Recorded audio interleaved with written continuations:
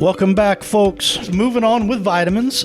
These are probably a little less exciting because we're in the vitamin Bs, and it looks like there's a ton of similarities so far.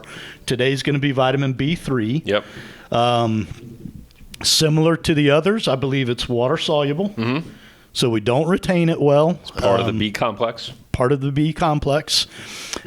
We do need it for, well, let's get back to what's it called. Niacin. Niacin, okay. Vitamin B3 is niacin. That one's easy to pronunciate. Oh, yeah. Unlike riboflavin. I'll let you stick with that. Thiamine. Right. So same thing. It's needed for nutrient metabolism. I think the main difference with this one is... Yeah, so kind of rehash that. B1 was good for what? So B1 was good for carbohydrate synthesis, so metabolism. Converting carbs into energy. In energy. Vitamin B2 was mainly, I think, fats and proteins. Okay. This one, it looks like it's a combination of all that, but mainly cholesterol and fatty acid synthesis. Nice. So it helps the body appropriately use cholesterol and fatty acids, which when you say that, you go, well, I bet I can figure out good food sources for niacin, right? And it's pretty straightforward. Meat, fish, legumes, nuts, tea, and coffee. That's what I got. Did you get about the same? Yes, that's pretty much it. Yeah. Now, B1 and B2 we cannot synthesize. B3 we can in the liver, and it has something to do with tryptophan, and tryptophan helps us to make our own niacin. But we can synthesize B3. There's a recurring theme here as well, though, and that recurring theme is that it's not just what you eat, and obviously you can synthesize it yourself, but you deplete yourself very similar to B1 and B2 by your Bingo. lifestyle and or what you eat. So if you eat a lot of corn, a lot of flour, a lot of rice, specifically white rice, and finally, everyone's black demon, alcohol. Dang it.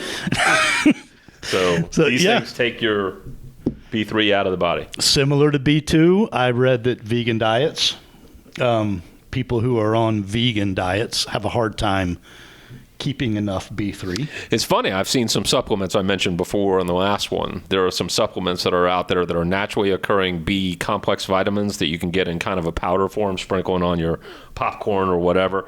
And a lot of the people that were commenting on that thread were people that were vegan. Really? Yep. It was really interesting. So maybe thankfully there's a lot of information that's starting to spread out there of like, all right, if you made a lifestyle choice, I get it. You're vegan for a variety of reasons. Yeah. No judgment. But no judgment. And, there's better than a lot of other diets that are out there. Absolutely. But at least they're realizing that they are not getting some of the stuff that they need. Yeah, for sure. I don't know. I just the idea of, again, I guess I go back to eat like your ancestors, right? And but I get it. I mean, a lot of people, consumption of what was a living animal is like hard for them to wrap their head around. So, but there's no fear of me ever going back. So being deficient can cause a skin disease called pellagra. It can cause dermatitis, dry red skin, right, and aging. These are all like, all right, you want your skin. These are really a lot of skin-related issues when you are deficient in D and B. Why do I keep saying D? I don't know. B3. You got the D on the mind? Scott Parker. I'm in the vitamin. What are you talking about? I'm going to cut you. So I did get, you mentioned the dermatitis. I got that too. Long-term, it looks like it also can affect memory and dementia. What? Going forward. So it kind of makes sense for a variety of reasons I won't get into here. But well, the cholesterol aspect has been linked to Alzheimer's. Right. So that's interesting that one is actually affecting the other. The cholesterol or the statin? Both? Elaborate, please. I don't remember. I just remember there was a connection to cholesterol in people that had Alzheimer's disease. I don't remember. It was a long time ago, but I do remember that connection, that there was a mention of cholesterol. That's interesting, but brain disease, it's basically what it is. And again, beating the dead horse, the westernized diet isn't the best thing for the high human carb, body. low fat. Yeah. Bad. Yeah, well, some cases, high carb, high fat. Eat batter. Right. So I did see a little bit on absorption issues that if you're trying to eat right and you're doing the right things and you're still not getting enough, irritable bowel syndrome can be a complicator. Similar to before, gastric issues, gastric surgeries, that kind of thing. So help me here. I mean, we get into malabsorption. I mean, I don't know if this is a rhetorical question or not, but we get into malabsorption issues, right, where we're not getting enough vitamins and minerals from food, and then we have further issues because of disease that we get that cause even further malabsorption issues. Yeah. I mean, how did we get IBS really didn't used to be a big thing. I mean, now we have Crohn's and colitis and irritable bowel syndrome and a ton of these other digestive problems. I mean, this should be a red flag for the Western diet. I mean, that we have all these digestive issues that we never used to have. And then we go and we talked about it before, we go and take supplements for all these other problems, or medicines, really, your Nexiums and everything else, that only further hurt the digestive tract. Right. And then we wash it down with a cold beer. That further vitamin absorption issues. Yeah. It's like we can't get off the Ferris wheel, man. That's actually well said. Off the Ferris wheel. Just back up. Right. Here we go again. Yeah. So, because Kevin mentioned alcohol. It's all three of these. It can cause issues.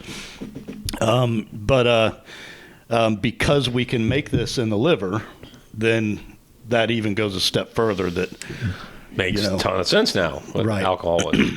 Alcohol affecting your liver and therefore not producing our own. I don't think you can live just off of what the liver produces, though. I think you need consumptive B3. So what else you got? I mean, we talked about dementia, dermatitis. Dermatitis was probably the one that made me go, my wife has a little bit back here. I've mentioned that before, and she's actually seen pretty good improvement. And we put her on the what is the liquid vitamin C? There's a name for it. The liposomal? Liposomal. Thank you. The liquid vitamin C. Yeah. And she's seen some improvement. It flares a little now and then, and we're trying to, through food elimination, trying to figure out what's doing that. But she's largely ketogenic now. Yeah, and in fact, she's come off of almost all dairy. I made a keto chili yesterday. Really simple, but I had this harebrained idea. I thought I'm going to wilt some spinach and put that in my chili. Right, little greens to go with my keto. Anyway, she was eating a bowl of it yesterday, and I was like, "How do you eat that without cheese in it?" And she was like, "I can't have cheese." And I was like, "Oh, that sucks, man! Chili without cheese." Right. Whew. So, anyways, yeah, she's trying to be really strict in what she's eating, what she's consuming, to narrow down. I wonder if it is the dairy. That's interesting. Well, you're in the middle of. Yeah, I'm in. We're going to cover that one. Do a book review. Man, that soon. one's. Woo. And again, it kind of goes back to the modernization and not the historical. But save that for another day. B3, you got anything else you want to say, Niacin? No. You good? It's good. All right. I feel like we rambled on this one, but anyways, hope you enjoyed it. Questions, comments, concerns, hit us at snackcast@yes.fit. Stay moving. See ya!